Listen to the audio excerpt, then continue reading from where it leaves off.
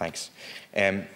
There's new figures out from Eurostat which will confirm what people feel, which is that Ireland is now officially the most expensive country in Europe. Prices are 40% above the EU average. And a part of that is the electricity prices we are paying, some of the highest in Europe. A unit of electricity here costs 26% more than the EU average. And the electricity companies, every single one of them, are making a killing in terms of bumper profits. In other countries in Europe, under pressure from below, governments have been forced to bring in windfall taxes on these super profits. We should do the same. A 50% tax on these mega profits would bring in €300 million, which could be used to rapidly roll out attic insulation, retrofitting, to help people cut energy usage and energy bills. I also want to raise the issue of the TRIPS waiver.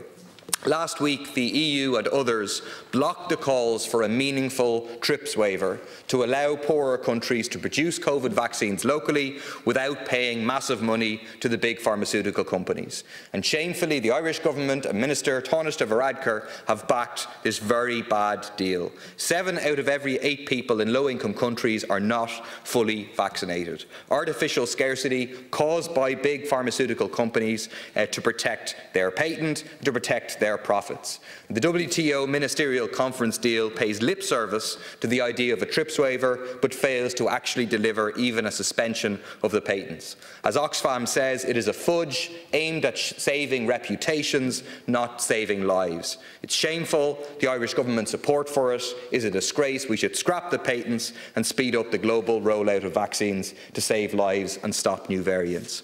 I also want to raise the scandalous and illegal treatment of refugees by the Greek government.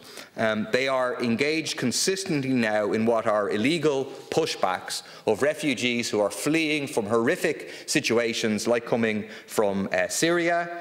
The UN Special Rapporteur on Migrants has described pushbacks at land and sea borders having become, quote, a de facto general policy.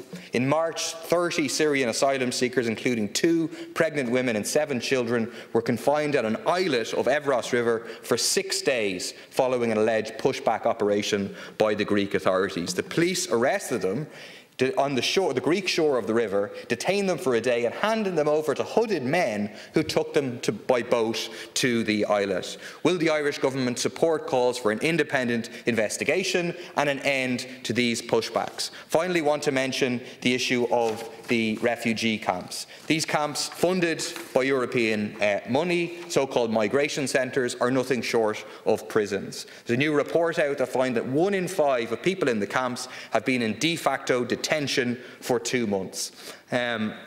They are exactly like a prison, extremely isolated, kept away from centres where people could integrate and so on. We need an end to this policy of Fortress Europe and need to be welcoming refugees.